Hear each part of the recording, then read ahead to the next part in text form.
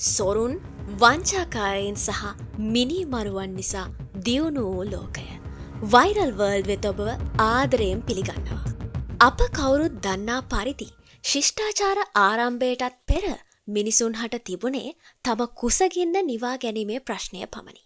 එහිදී තමා විසින් සොයාගන්නා ලද ආහාරය හෝ දඩයම අනෙකා සමග බෙදා හදා ගනිමින් ජීවිතය ගෙන යන ලදී. නමුත් කාලයත් සමග මිනිසුන් තමාට කියා වෙන් කරගත් දේවල් සමග ජීවිතය ගෙන යාමට පුරුදු විය.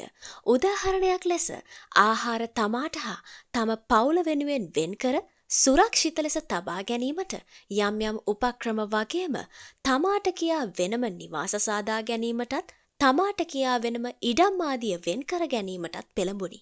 ඒ වගේම තමා හට නැති අනුන් හට ඇති දේවල් නිසා හටගත් තණ්හාවෙන් මුලා වූ මිනිසුන් අන්සතු දේ හොරෙන් ලබා ගැනීමටත් වගේම අන්සතු දේ වංචා කර ලබා ගැනීමටත් සහයින් නොනැවති බලහත්කාරයෙන් තාඩන පීඩන කර ලබා ගැනීමටත් පෙළඹුණි.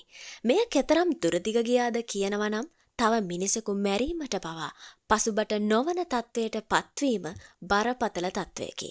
දැන් මෙම කරුණ අප සිතා සිටින නොදියුණු ලෝකයක සිට දියුණු ලෝකයක් කරා ගෙන යාමට බලපෑවේ කෙසේද යන්න වයිරල් වර්ල්ඩ් YouTube channel වෙත සාදරයෙන් පිළිගන්නා ගමන් අප විග්‍රහ කර බලමු. සොරුන්ගෙන් ආරක්ෂා වීම සඳහා මුල් කාලයේ වැටවල් ගැසීමටත් දොර ජනෙල් සවි කිරීමටත් සිදු විය. පසු කාලීනව වැටවල් ගල් බැමි ලෙසත් පසුව සිමෙන්තියෙන් කරන ලද තාප්ප බවටත් පත්විය. අටවගත් පැල්කොට කටුමැටි බිත්ති වී පසුව ගඩොල් සිමෙන්ති යොදා කරන ලද අලංකාර බිත්ති බවට පත්විය. පිදුරු පොල්ලතු යොදා කළ වහලවල් උළු සේවිලි ඇස්බෙස්ටෝස් කොන්ක්‍රීට් ආදියෙන් නිම විය. පොල්ලතු යොදා හේත්තු කර තැබූ දොරවල් ලෑලි බවට පත්වී අවසානයේ කැටයම් යෙදූ දොරවල් බවට පත්විය. අගුළු ඉබි යතුරු බිහිවිය.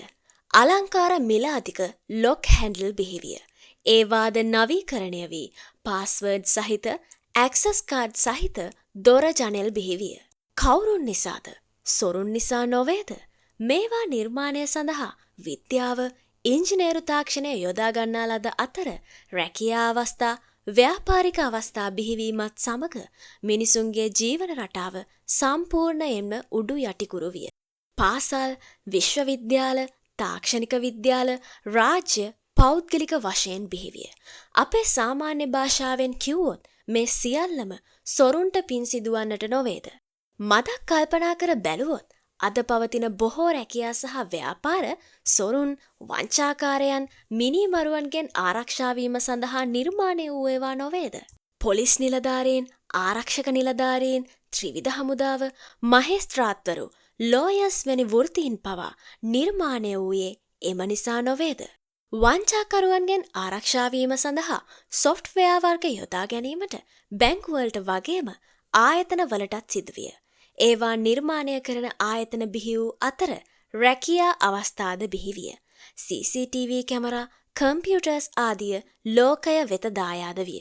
මිනිමරුවන් සහ අපරාධකාරයන් නිසා දුනු ඊතල කඩු කිනිසි බිහිවී ඒවා නවීන අවියායුධ, යුද ටැංකි, යුද රථ, යුද නැව්, සබ්මැරීන්, යුද ගුවන් යානා දක්වා නවීකරණය විය. ඒවා සඳහාම වෙන් වූ ව්‍යාපාර මෙන්ම රැකියාද බිහිවිය. අද වන විට රටවල් තුළ මෙන්ම රටවල් අතර යුද්ධ ඇතිවීමටද මේවා හේතු විය. ගැඹුරින් අප කල්පනා කර බැලුවොත් මොකද්ද මේ අපි දකින දියුණුයි කියාගන්න ලෝකය?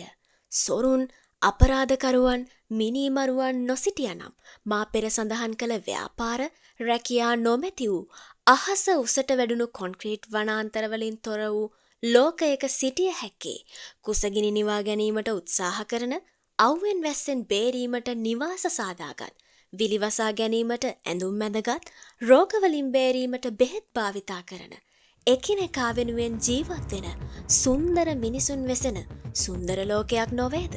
නමුත් අපට ඇත්තේ කෘත්‍රිමව දියුණුයි කියාගන්නා මානසිකත්වයෙන් පිරුණු ලෝකයකි.